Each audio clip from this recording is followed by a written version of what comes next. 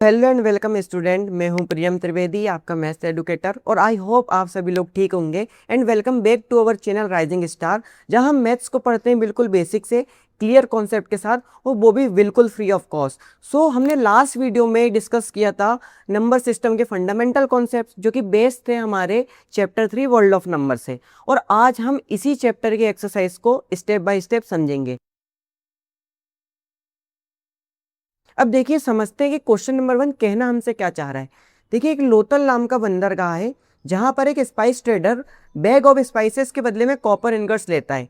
वो हर 2 bag of spices के लिए 15 कॉपर इनगट्स चार्ज करता है। यदि वो सेल करने के लिए अपने साथ 12 बैग्स ऑफ स्पाइसेस लाता है तो उसे इसके लिए कितने कॉपर इनगट्स मिलेंगे। अब देखिए, आपके मन में एक क्वेश्चन आ रहा होगा, बैग ऑफ स्पाइसेस के बदले में कॉपर इनगट्स क्यों मिल रहे हैं। अब देखिए, करेंट में तो हमारा करेंसी सिस्टम में रुपीस हम यूज़ करते हैं, लेकिन एंशिएंट टाइम में मेटल्स और कॉइन्स यूज़ होते थे। देखिए, कॉपर इनगट्स यानी तांबे के टुकड़े बेसिकली ये मेटल के सॉलिड पीसेस होते हैं। अब इस क्वेश्चन को हम 2 मेथड से सॉल्व कर सकते हैं। देखिए, हमारी पहली मेथड को हम कहेंगे यूनिट वैल्यू मेथड, जिसमें हम 1 बैग की यूनिट वैल्यू को फाइंड आउट कर लेंगे। तो चलिए देखते हैं। First, we divide 15 by 2 to find the value of 1 unit. Then, multiply 12 by 7.5 to get 90 ingots. अब देखते हैं, हमें पता है कि स्पाइस ट्रेडर क्या कर रहा है, बैग ऑफ स्पाइसेस के बदले में कॉपर इनगट्स लेता है। और मेथड 1 जो है हमारी यूनिट वैल्यू मेथड। अब देखिए, 2 बैग्स ऑफ स्पाइसेस का कॉस्ट हमें पता है कि 15 कॉपर इनगट्स हैं,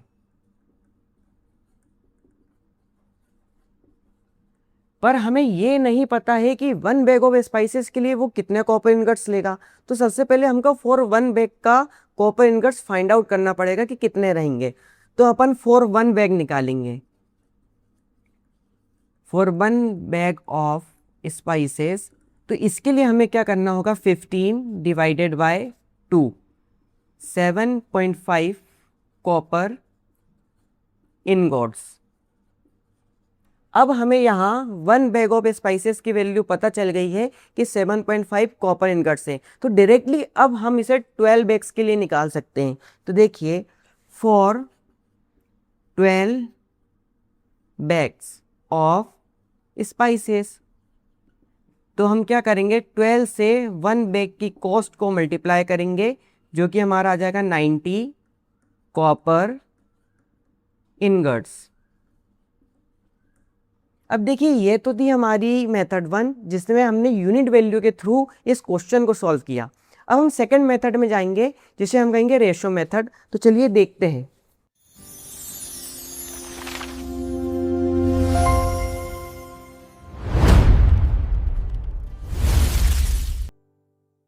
अब देखिए, आपने क्लास 8 में रेशो प्रोपोर्शन पढ़ा होगा, और उसमें आपने एक चीज़ नोटिस की होगी कि रेशो में जब एक क्वांटिटी बढ़ती है तो सेम रेट से दूसरी क्वांटिटी भी बढ़ती है। तो इसी के थ्रू हम इस मेथड से इस क्वेश्चन को सॉल्व करेंगे। देखिए, एक तरफ मैं लेता हूं बैग्स ऑफ स्पाइसेस, और एक तरफ मैं लेता हूं कॉपर इनगट्स। देखिए, हमें पता है 2 बैग्स के लिए ट्रेडर को 15 कॉपर इनगट्स मिलते हैं। अब देखिए, मुझे पता है 2 बैग्स के लिए 15 कॉपर इनगट्स हैं। यदि मैं 2 को 6 से मल्टीप्लाई कर दूं तो 12 आएगा। तो देखिए, यदि मैं 2 से 6 को मल्टीप्लाई कर दूं तो मेरे बैग्स हो जाएंगे 12 बैग्स। और ठीक जब मैंने लेफ्ट हैंड साइड 6 से मल्टीप्लाई करा, तो मुझे राइट हैंड साइड भी 6 से मल्टीप्लाई करना पड़ेगा एग्जैक्ट वैल्यू के लिए।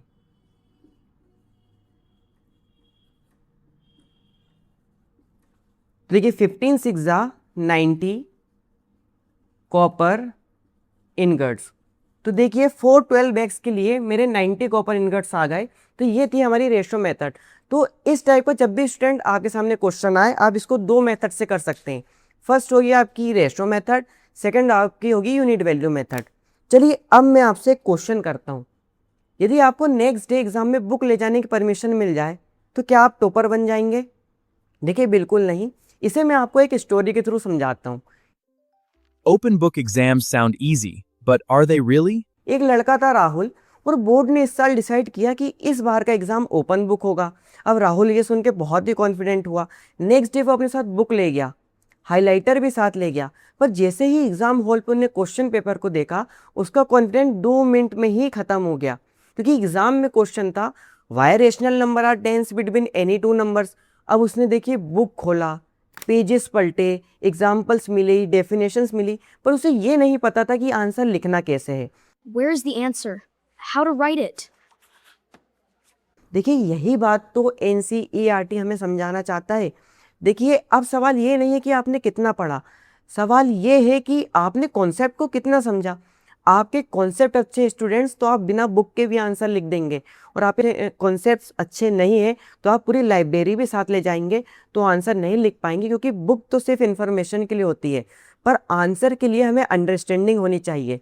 और आजकल के एग्जाम्स में डायरेक्ट क्वेश्चन कम आते हैं, एप्लीकेशन बेस्ड क्वेश्चन ज़्यादा आते हैं। और ये आप देख सकते हैं CBSE के एग्जाम पेपर में। तो आज से डिसीजन लीजिए, रट्टा मारना बंद और कॉन्सेप्ट समझना स्टार्ट करिए।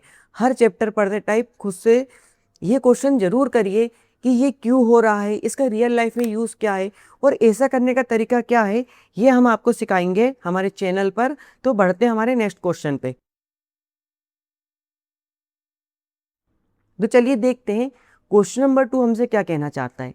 देखिए इष्टांगो बोन के कॉलम में बने नंबर्स को देखिए, 11, 13, 17, 19। क्या इन नंबर्स में कोई कॉमन बात है? और इसी सीरीज से जुड़े हमको 3 नेक्स्ट नंबर लिखना है। अब देखिए, अब मैं अगर आपसे कहूँ कि हमारा सबसे पुराना कैलकुलेटर 20,000 साल पहले का है, जिसे अफ्रीका में डिस्कवर किया था, एक छोटी सी हड्डी जिन्होंने हिस्टोरियंस को हैरान कर दिया, और इस मिस्टीरियस आर्टिफैक्ट का नाम था इशांगो बोन। पहले हिस्टोरियंस को लगा कि बहुत ही रैंडम स्क्रैचेस है, पर जब उन्होंने मार्किंग्स को काउंट किया तो ये 11, 13, 17, 19 के पैटर्न्स में थी।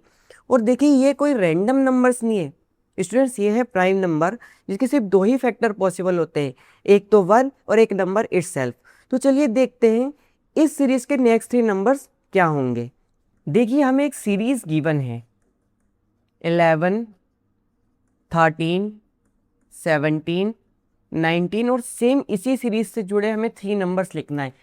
इन नंबर्स के सिर्फ 2 ही फैक्टर पॉसिबल है, एक तो 1, एक नंबर इटसेल्फ। अब इससे जुड़े हमें आगे के 3 नंबर्स लिखना है। तो देखिए 19 के पास 20 आता है, 20 के 1 एंड 20 फैक्टर तो है, पर 24 से डिवाइड होगा। सेम 21 7 से डिवाइड होगा। 22 इवन नंबर है, प्राइम का कोई क्वेश्चन ही नहीं है। अब देखिए 23 को हम देखते हैं। 23 का केस ऐसा है कि 23 1 से तो डिवाइड होगा, ये खुद से भी डिवाइड होगा, और कोई भी नंबर इसको डिवाइड नहीं कर रहा है, तो हमारी इस सीरीज का नेक्स्ट नंबर होगा 23।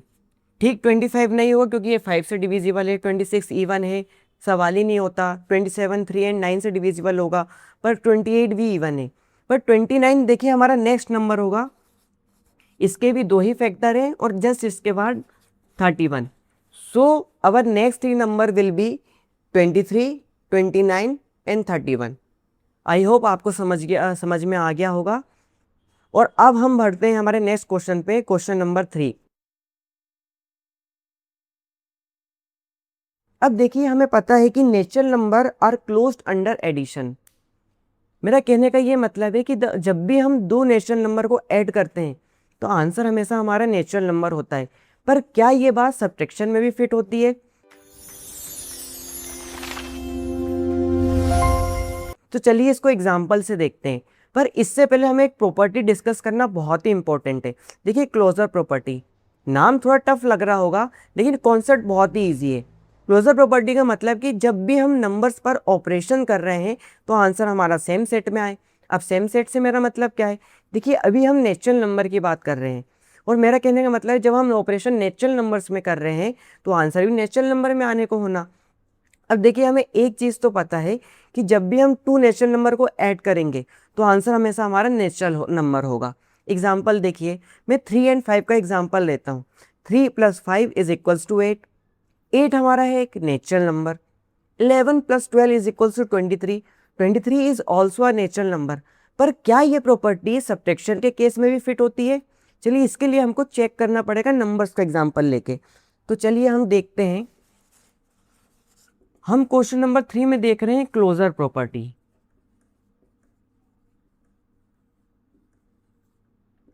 चलिए अब मैं चेक करता हूं नंबर्स को लेके।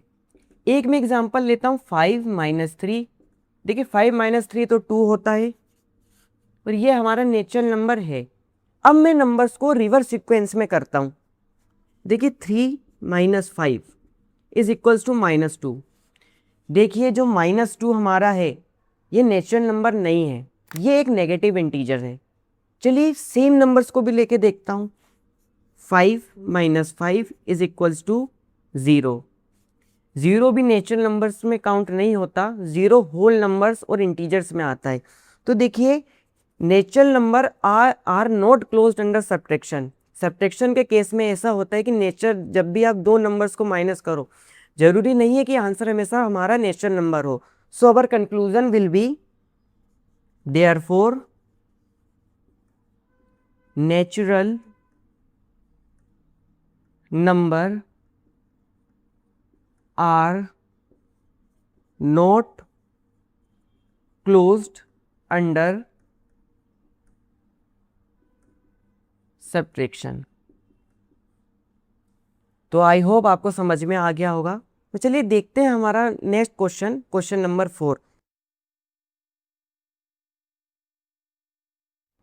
पुराने टाइम में लोग काउंटिंग्स के लिए अपने फिंगर्स का यूज करते थे और आज भी आप ये प्रैक्टिस को नोटिस कर सकते हैं।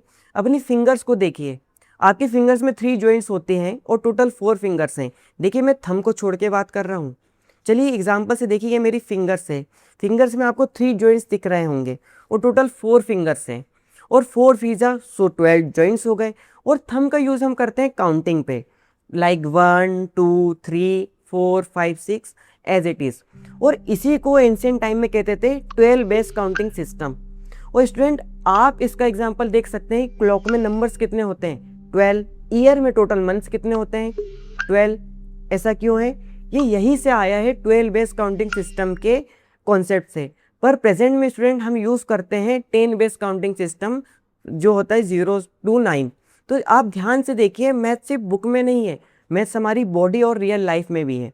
और देखिए हमने एक्सरसाइज 3.1 को यहाँ ख़त्म कर दिया है और आपने ध्यान से इस वीडियो को देखा होगा तो आप कॉन्सेप्ट भी समझ चुके हैं।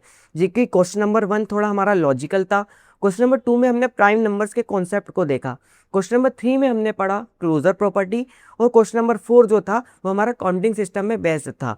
तो देखिए एक इंपॉर्टेंट बात मैं आपको यहाँ बताना चाहता हूँ, मैथ्स रटने का सब्जेक्ट नहीं है, मैथ्स सब्जेक्ट है समझने का।